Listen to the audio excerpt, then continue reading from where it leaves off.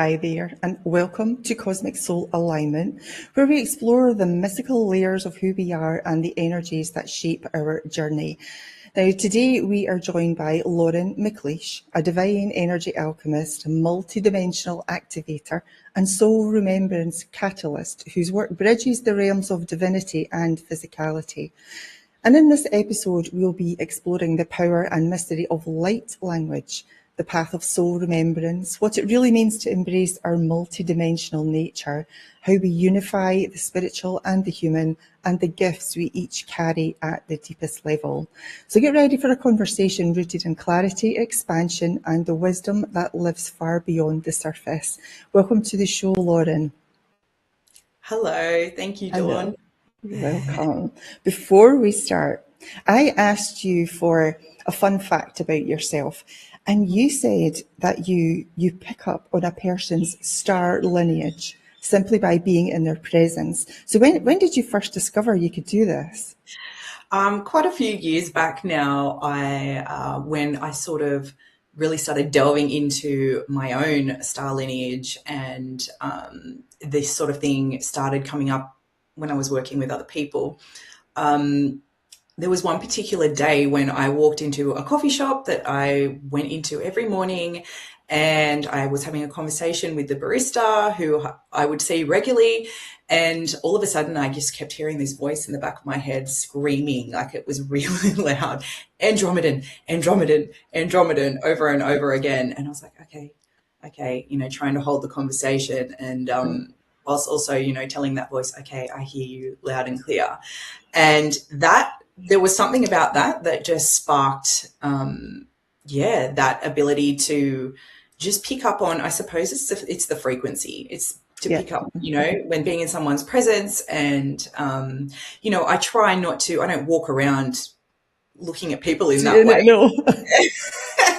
But, often when I am having a conversation with somebody, it will enter my awareness. If I made that inquiry, I would get that answer. Yeah.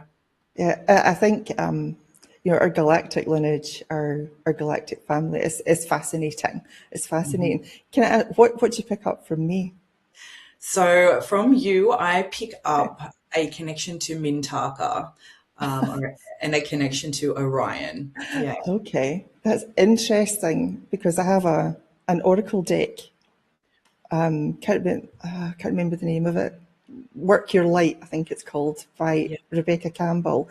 Mm-hmm. And I repeatedly pull the Mintakan card.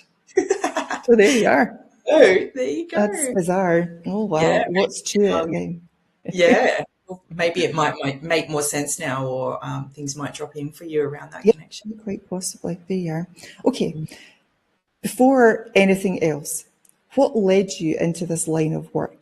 Tell us about your defining moment, that awakening or the calling that opened the door for you. Okay, I'll try and keep it fairly brief because it is a bit of a saga. But a few years back, I would say it was around 2019, which, you can't really, the timing of that was no coincidence. It's like everything happened to me and very abruptly and in an accelerated fashion, I suppose. Now looking back on it, getting me prepared for, a big change that took place on the planet in 2020. We all know that. Yeah.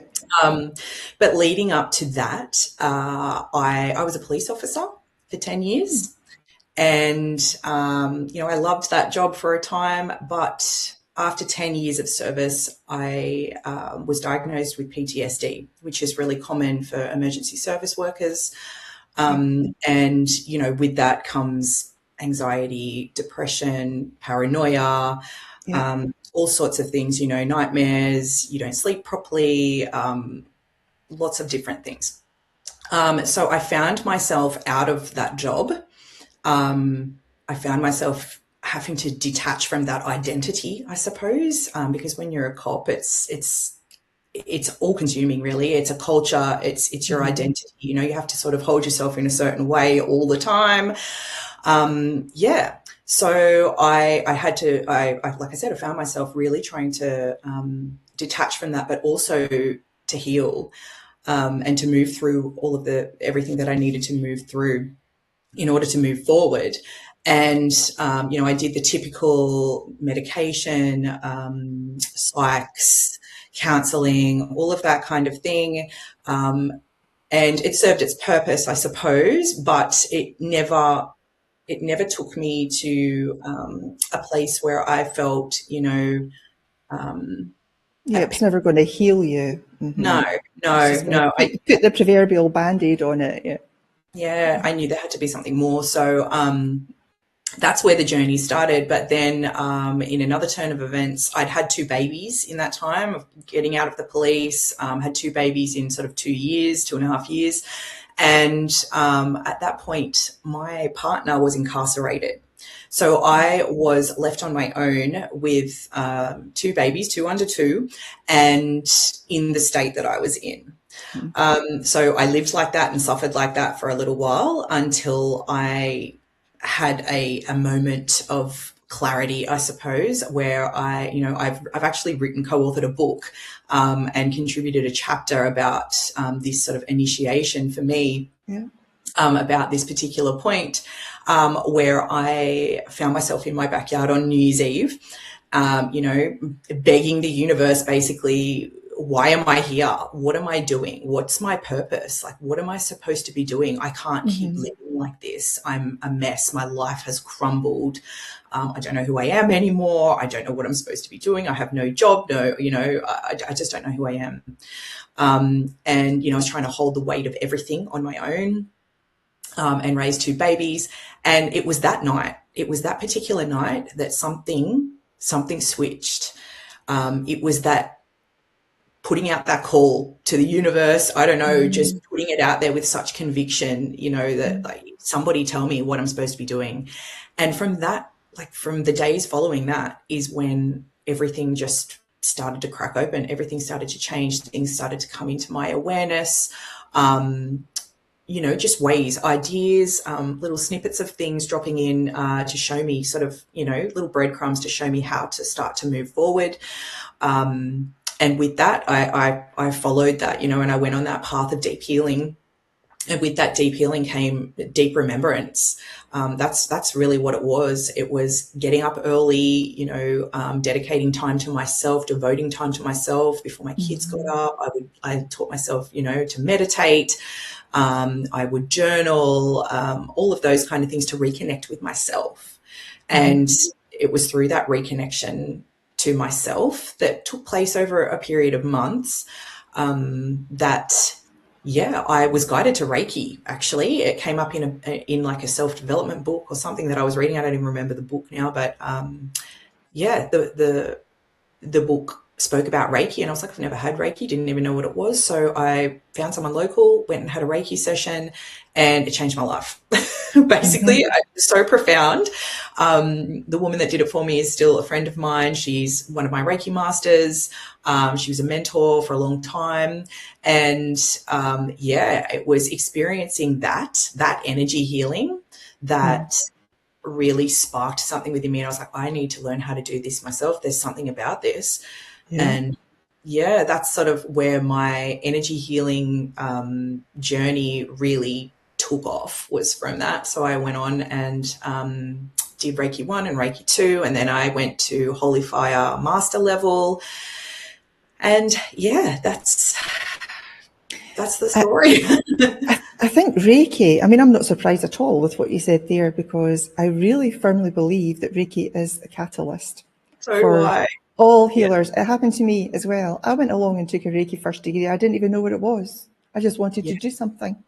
So somebody told me, my neighbour's doing a first degree Reiki. And I was like, oh, okay, I'm in.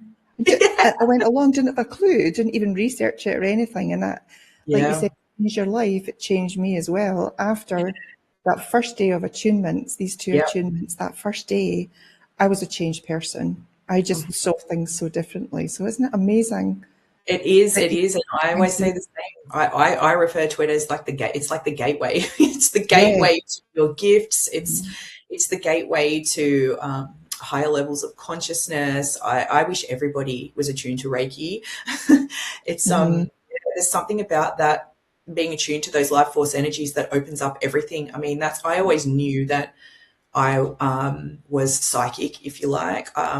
Ever since I was a little girl, I would see and sense energies, but I was deeply terrified of it when I was little Mm-hmm. because I would try and voice it to my parents, but they didn't believe me. They dismissed me. Yeah, shut you down. It Mm-hmm. wasn't real. I'd be in there going like every night. I was terrified of going to sleep because Mm-hmm. I could sense things in my bedroom around me. I could feel people sitting on my bed. I could yeah, and that was always there. And throughout my life, there was parts in my teen years and stuff like that that I knew that those abilities were there and that I could feel the emotions of others. I could almost understand people without knowing too much about them. It never really made sense, but I knew that I could sense something beyond the physical. Yes. I think the fear of it just, And of course, you back then it wasn't something that was talked about, really. It's not something that was acknowledged, not at all. So, of know, course, you think, oh, there's something not quite right there, and try and, suppress it. I did exactly the same. But I yeah. want to go back a little bit when you had said that you ran out into your back garden, and you're on your knees and you're shouting at the universe, what's my purpose? What's my purpose? Would you have considered that moment the dark night of the soul, that on the precipice where the only way you can go is up? Absolutely. I think even a large time period leading up to that was a dark night of the soul. I was in such darkness for Yeah. it felt like so long. It was just one thing after another, in my life. Like everything crumbled. My life completely shattered. Yeah, so that was like you said, that was that like I spoke about the chapter that I wrote in a co-authored book. It was an initiation. It was stepping through the threshold, and that's what that book is titled, is Threshold Stories of Initiation. And so that's like that night was the stepping through, the moving through that threshold Yeah. finally. But absolutely dark On the night of way up. Yep, absolutely. yeah, And look at you now, absolutely thriving. Isn't that yeah. wonderful? And that's strange because most people look at these moments, these really dark moments, as a really horrible thing that they're a victim of. I think more of us now are understanding that that is the turning point in our lives. That is what has catapulted us into who we are now. Yeah. And they now look back on it and think, oh God, that was such an amazing opportunity. I'm really glad I went through that.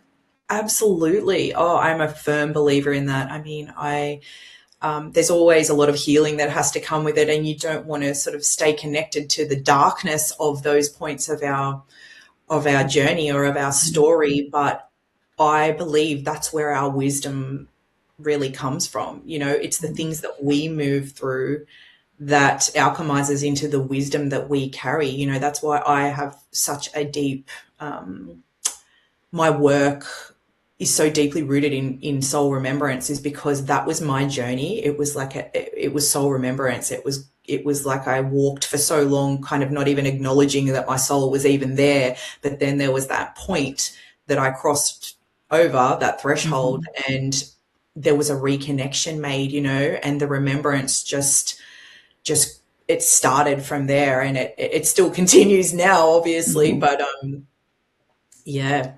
Okay, amazing.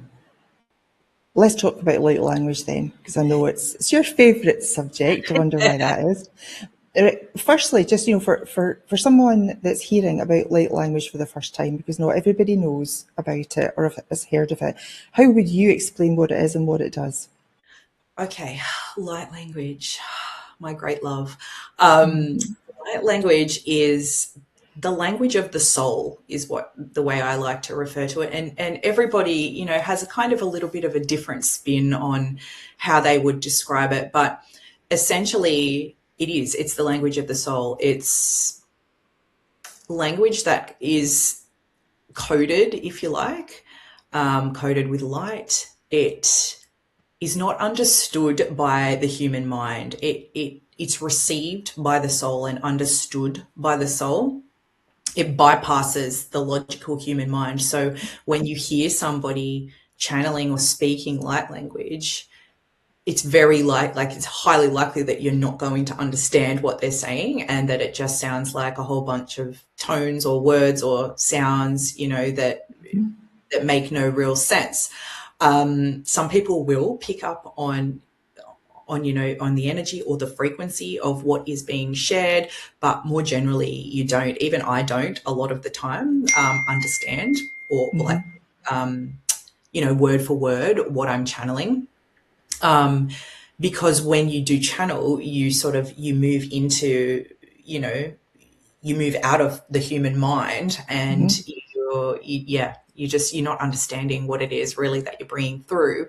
It's deeply felt. So you will, a lot of the times notice if you listen to someone speaking or channeling light language, you will feel it in your body. It can sometimes really bring on emotions that you're not expecting. I know I was getting my website created, like when I first started my business, my old website created, and the lady that was doing it for me, she listened to an activation that was going to be on my website, and she'd never heard light language before, and she said to me, "Oh my God, what was that?" I started bawling my eyes out, and she said, "I didn't know why, but it's just because it's felt." Yeah, it's felt.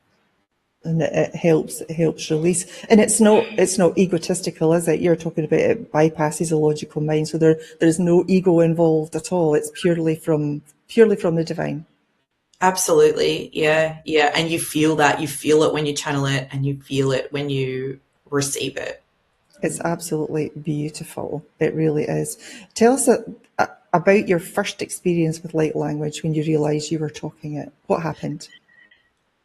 So I was exposed to light language as a child, just in a different way that I view it now. So my mum is very religious, and she used to speak in tongues. Like, that's the way she refers to it, in the religious sense. So I grew up with her, like seeing that with her and my aunties, and my mum would pray over me and stuff if I was sick or that kind of thing. She just used to call it prayer, So I was always exposed to it, and I was always intrigued by it. I loved it. I didn't really know what it was, but I loved it when she did it, So I felt a connection to it later on, but I didn't feel a connection to the religious side of things. So I never really, did anything with it.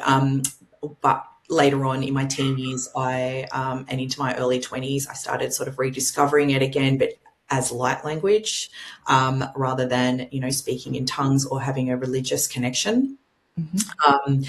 And it started sort of sparking something in me again. And I was like, I want to do this. I know that I can speak this language, or I know that there's something that I feel very deeply connected to here. And it took years, and it wasn't until I started practicing Reiki on people, as we spoke about before, that really opens up all your gifts and everything. It was very spontaneous. I was doing a session for a friend one day. This was in my very early days. I didn't charge people. I didn't have a business or anything. I was just in that practice mode for about 2 years before I started a business. But it was just spontaneously in a session. It just started coming out of my mouth. And because I knew what it was and already had a love for light language and would listen to it and had this deep curiosity and knew that someday I was going to do it, I knew what it was. So I didn't go through what a lot of people go through. I didn't question it. I didn't not trust it. I knew what it was, and I was just so excited that it had arrived, that it had been activated. I'd waited so many years for it to. And it excited you, right? So you just knew it was right. I just knew, I knew what it was. So there's a few different types. People express light language in different ways. It's not always spoken.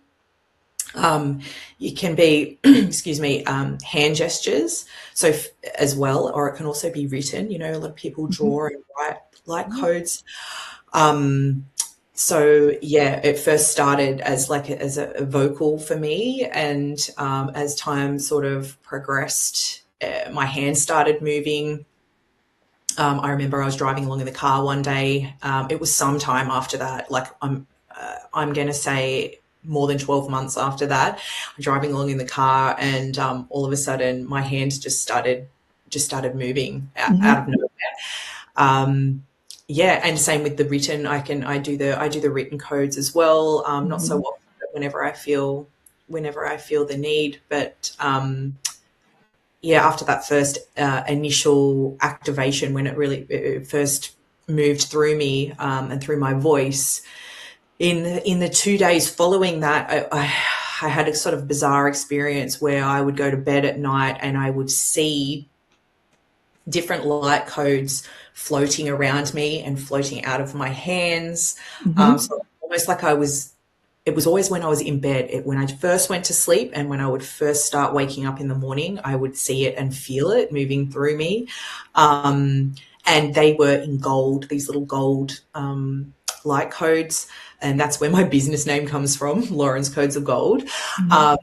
Yeah. So it was, that was, like I said, a couple of days. I think that was just sort of a calibration process. And yeah, it flowed from there.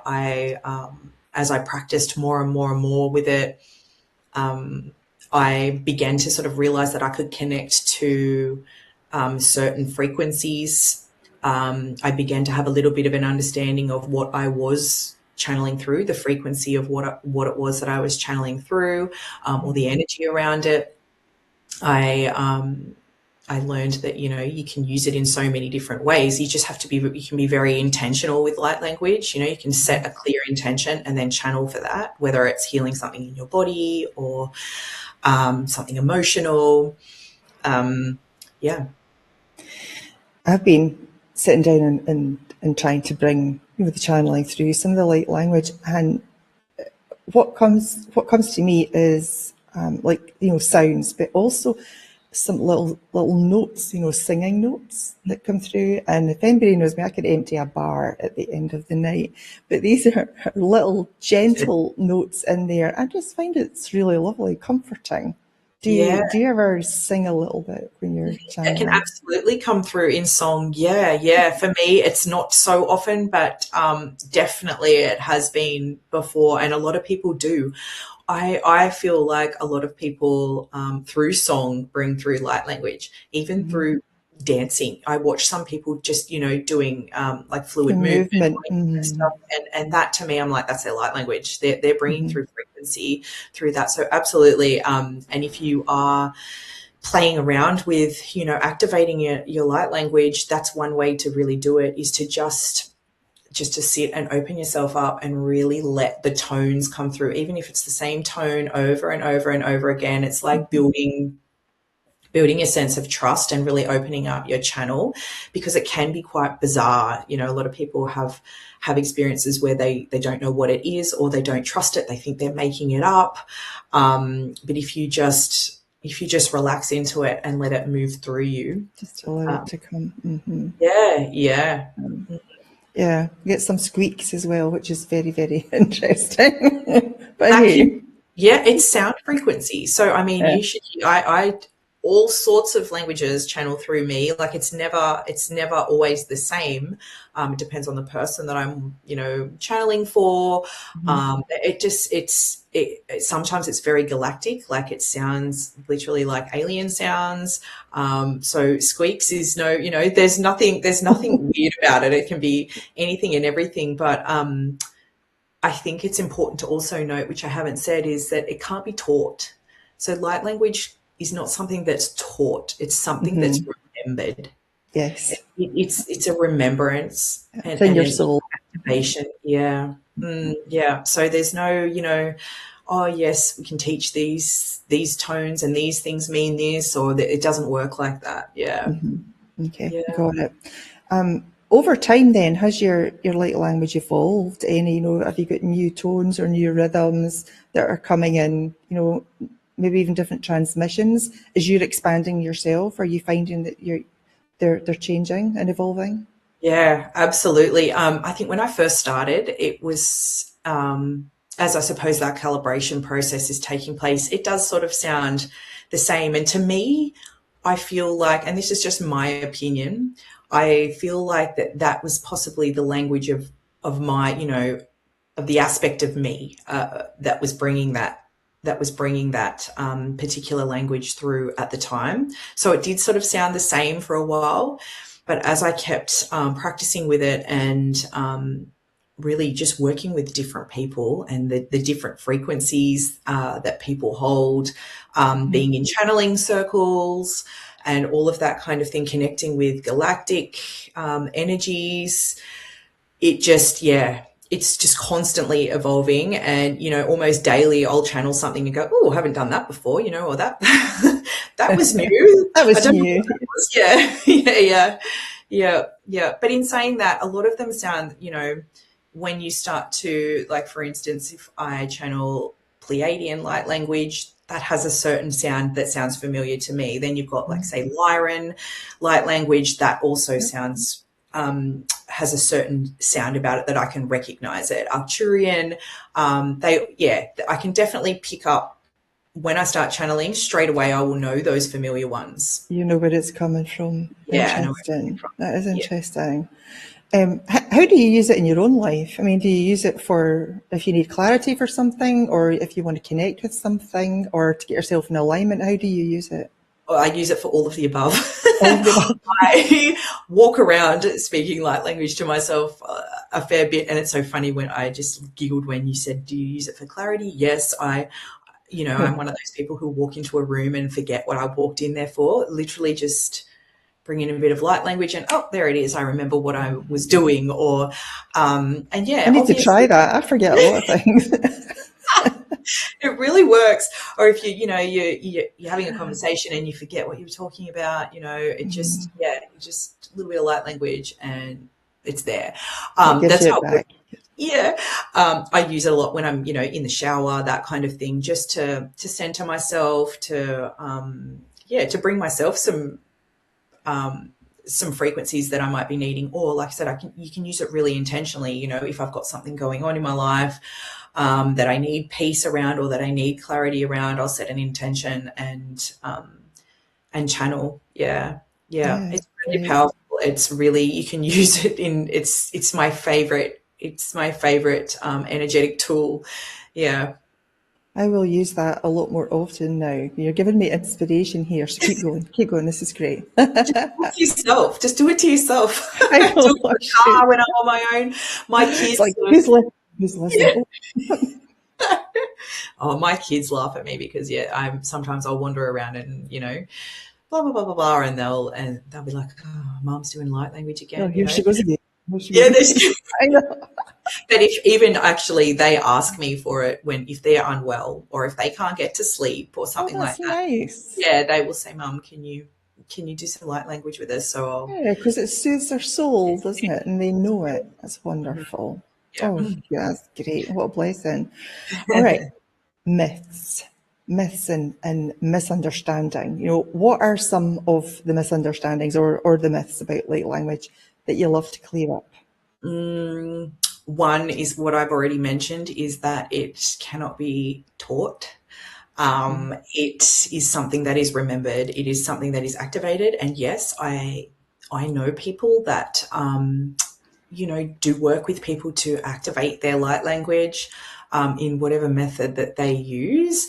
But yeah, it's definitely not something that anybody can teach you.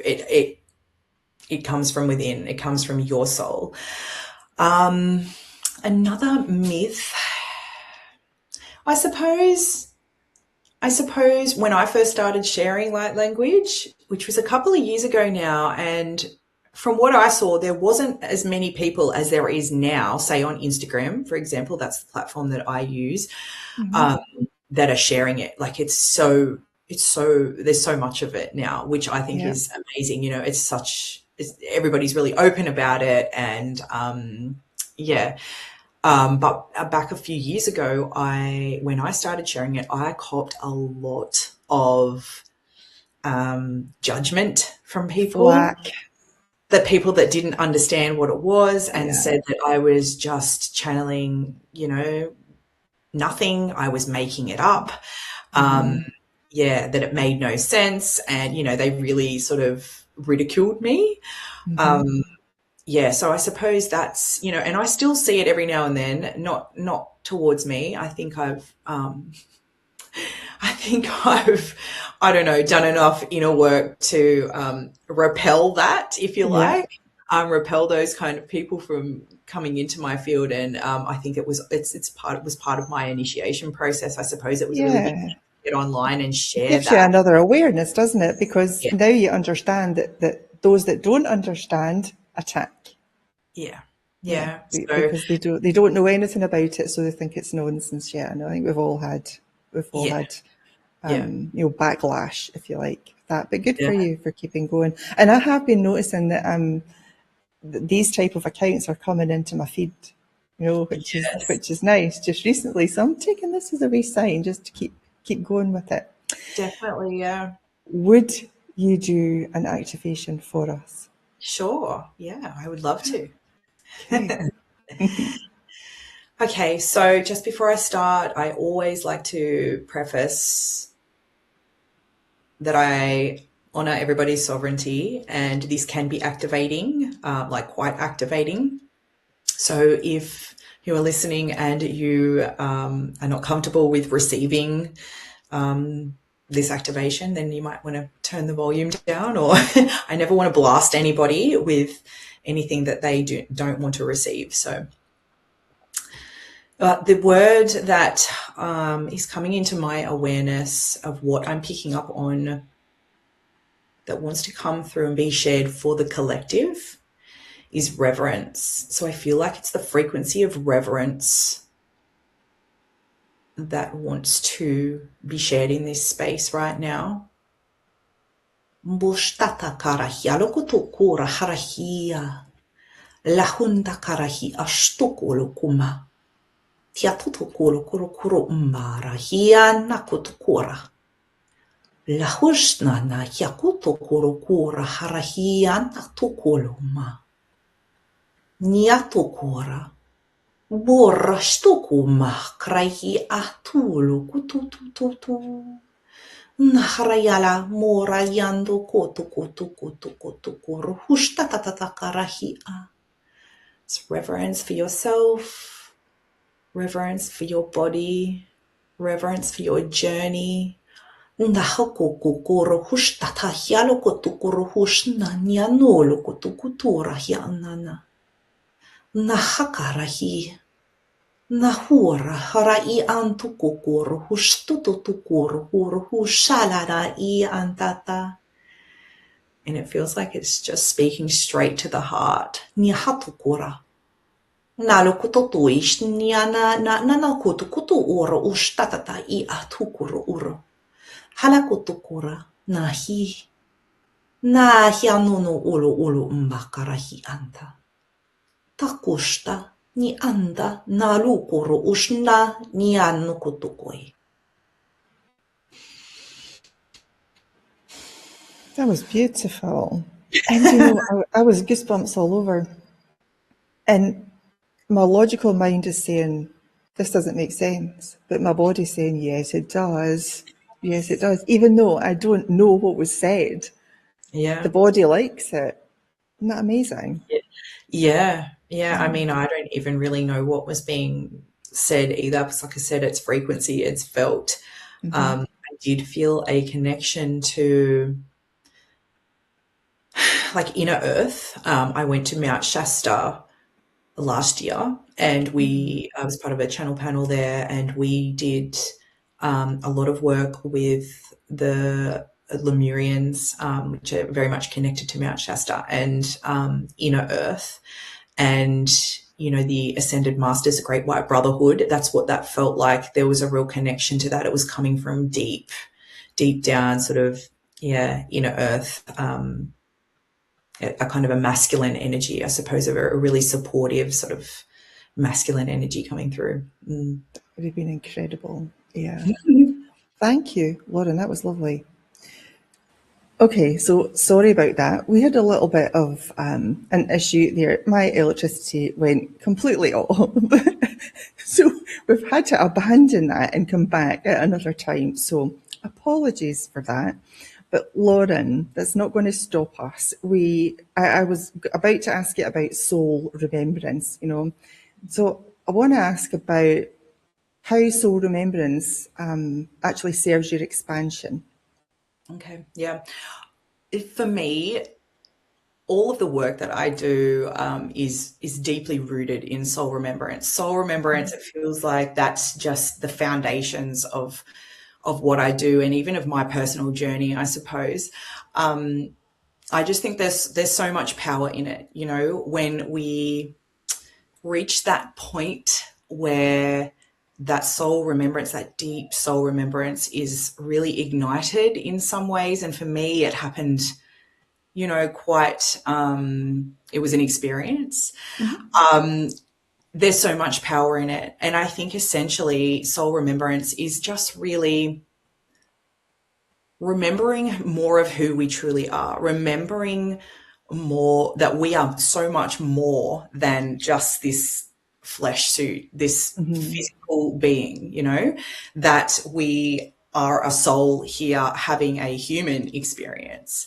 And I think when we really open ourselves up to soul remembrance, when we really connect with our soul and who we truly are and what we're truly made of and what we're truly capable of, it just expands our awareness. It expands our consciousness. It expands our perspectives.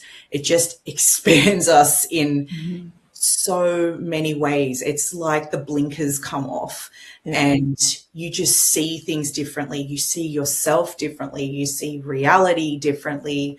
You see yourself as the divine being that you really are. And you see the world around you, you know, in a different way, and how you move through the world and how you interact with the world. You see yourself as connected to oneness, to all that is, to God, source, however you want to put it, the universe. And I just, it's like when I hear the word soul remembrance, I see that. It's like you know, I think of myself and my own journey before I stepped into soul remembrance or went through an experience that really ignited that for me. It felt like I was just almost walking through a tunnel. When I look back at that time now, which was my life up until my early 30s, really, you just think this is it. I'm Lauren. This is me. I'm walking through life. This is what I do. You know, I get up, I go to work, I do my job, I look after my kids, I do whatever I do on the weekends, or, you know, and it's like walking with tunnel vision and not even recognizing what, you know, that our soul is actually there and that we can connect with our soul and our soul speaks to us and our soul guides us, you know. And for me, there was a particular experience that kind of blew everything open for me.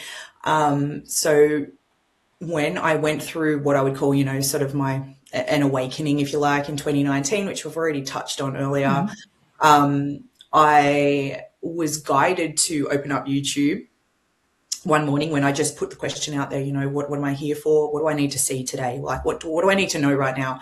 I opened up YouTube and saw you are a Pleiadian starseed. And for me, are you a Pleiadian starseed? Sorry, it said. Had never heard of the word Pleiades, had never heard of the word starseed before, didn't know what either of them meant, but immediately it brought on a physical experience for me. I cried, I felt it. I felt something really deep within, you know, and that really was the start of it opening something up for me to kind of realize, oh my gosh, my soul is connected to so much more than I've ever even contemplated before, you know. And it just sort of rolled from there, you know. Once your eyes open and you have that remembrance is activated or ignited, there's no going back. It just keeps going, doesn't it? Once your awareness expands, Absolutely. you open Total yourself up. perception. Yeah, to so much more. And I just think soul remembrance, it's a pretty broad, like there's a lot of things that come under that umbrella. It's a pretty broad topic, but soul remembrance, we can look at past lives or parallel lives, cosmic, galactic soul connections or our star lineage, all of that kind of thing. That is all a part of it as well. That's where we get to, when we delve into those things, we learn so much more about ourselves. We learn so much more about the wisdom that we hold because of our soul's journey so far. We learn more, or we're able to clear, traumas, beliefs, conditioning, all of that kind of thing. So the way it's, soul remembrance serves your expansion in so many ways. Not only that it does expand your perceptions and your consciousness and your awareness, but it allows you to do those things as well, to tap into that, wisdom that the soul holds when you uncover those memories, or clear, the past life or parallel life trauma, whatever it is. There's so much more to learn and remember about ourselves. Okay, so all of that being said, and I agree with absolutely everything.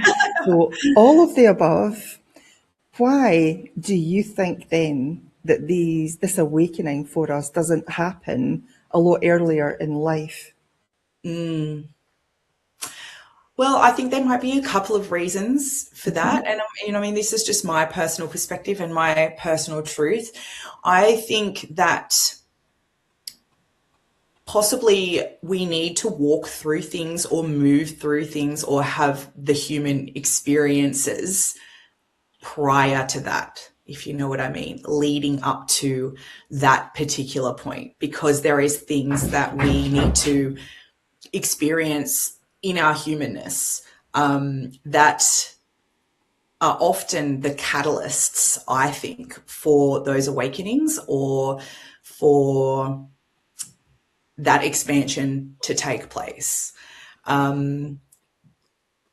Also, again, this is just my personal opinion. I think that there comes a certain point in our personal journeys where we are ready, or we possibly have even contracted ourselves or agreed to something at some level, that it is part of our soul's mission, and we need to go through that awakening at a particular point in our journey, because that's when our expansion is needed. That's when our awakening is needed. That's when, this wisdom, this light, really switches on within us. And I think it's such a personal journey. It's so personal for everyone. And I know that with me, like as a light worker, and I know not everybody does the same kind of work that we do, energy healing and all of this kind of thing. But when this happened with me, it was 2019. And I think I've already touched on earlier in this interview that it was almost like I was prepared, and it had to happen then at that point, because the world was about to change. My world was about to change too, as we moved into 2020. It was like everybody knows that things changed at that point in time. It was like, okay, it's go time. If your soul has a particular mission here, it's like, all right, this is the time when you need to start remembering what your soul came here to do in this part of your journey, this chapter of your journey. Does that make sense? Yeah, it does, totally. And like you said, it's remembering. It's not a learning thing. It's not something we have to learn. We just have to be able to remember, because we have all these abilities, we have these skills. We just need to remember how to use them. Absolutely. And like you said, when you threw yourself on your knees in the garden, that was your time, because you were at a very, very low point.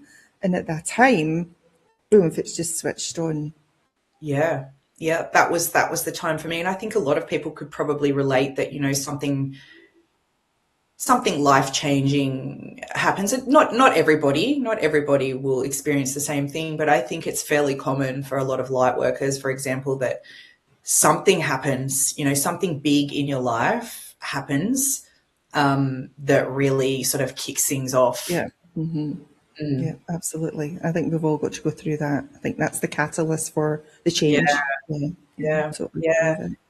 I mean, I know there was many things for me that happened before, like I was saying, that maybe we do have to experience certain things at a human level, just walk through that human experience before the actual, a big remembrance takes place, or an awakening or Yeah, expansion, whatever you want to call it. I think there's, like, I look at my personal journey and the things that I went through leading up to that point, like over my life up until then. I think there's wisdom gained.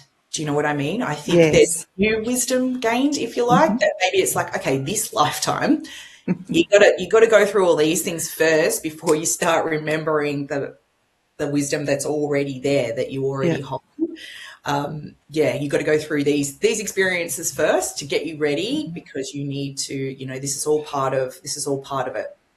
And there's also, when you mentioned there, the soul contract that comes into play, we agree to all this Yeah. before we reincarnate here. And sometimes you think, what on earth was I thinking?